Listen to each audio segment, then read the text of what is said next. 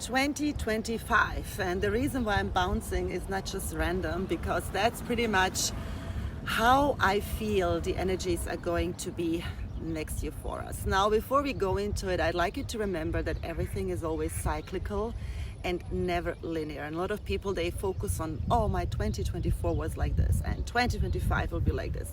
While there are certain themes distinct for certain years, nothing is ever separate from one another, and everything is always interconnected. You may have noticed that ever since the solstice, the 21st of December, something was different. There was a huge shift in the energies, with a lot of us, including myself, having really disturbing sleeping patterns, waking up at 3-4 a.m. and not being able to go back to sleep.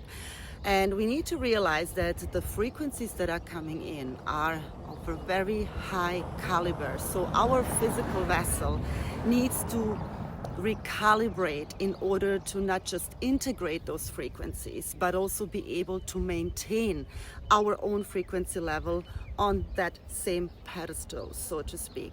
And the frequencies are not going to go anywhere, they're just going to get higher and more of them. But the more we are aligning with them, the easier the process is going to be for us, even though when the energy wave starts hitting, it certainly feels overwhelming.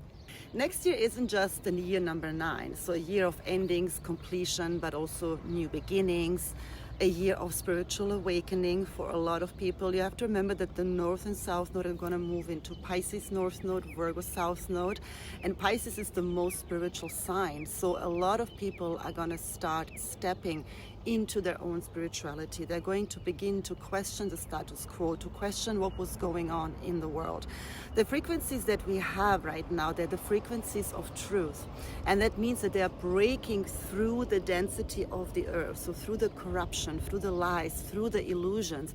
And as it's happening obviously in earth itself, in the systems, it's also happening within ourselves, within our own body. So basically our traumas, our old belief systems, our perception of the world. It has already begun, but it's going to increase, and this is the focus on the energetics, the focus on the embodiment of these energetics within our own system, and the alignment to the true self, to the authentic self. When we speak of the highest frequencies, we speak of authenticity. Why? Because when you are authentic, you are living your truth, you are embodied in your truth, and it's not necessarily the personal truths that I'm referring to, because they can often be based on belief systems, on what we hold dear to ourselves. They can be based on past experiences.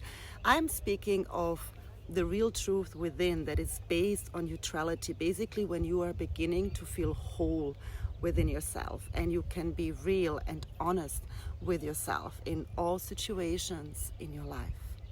The parameters for you to be aware of the next year, and what is going to be really important, is to tune within. And I cannot stress this enough. And how do you do that? You begin to slow down. You begin to cut out the noise. You begin to tune into the truth of what you really feel within. And this is hard for a lot of people, because oftentimes we don't want to sit with what comes up. But you will not get around the fact that you need to become really accustomed with your own energy. And that includes the question, what is giving you energy? What is draining your energy?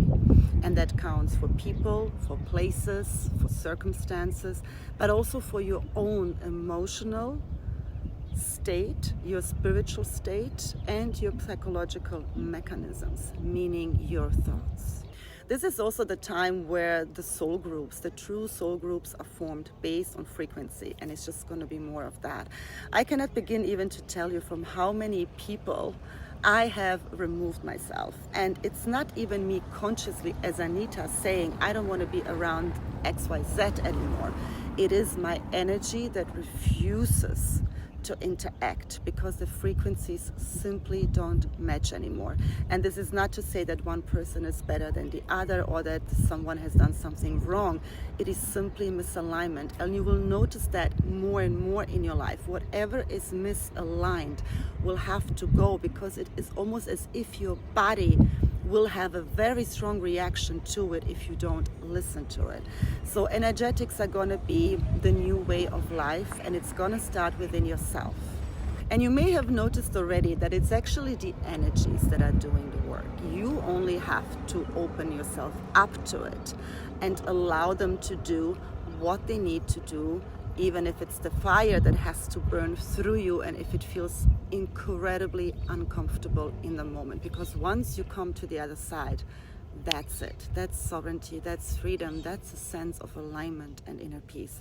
Next year, the changes are going to happen very rapidly, very quickly. And as these frequencies are kicking in super fast, one of the big players involved in that is Uranus, and he rules the electricity. He governs our nervous system, which can lead to a complete exhaustion and overload of our own nervous system. So I'm inviting you already, because it will become very important to practice mindfulness, to observe your thoughts without judgment and without identification.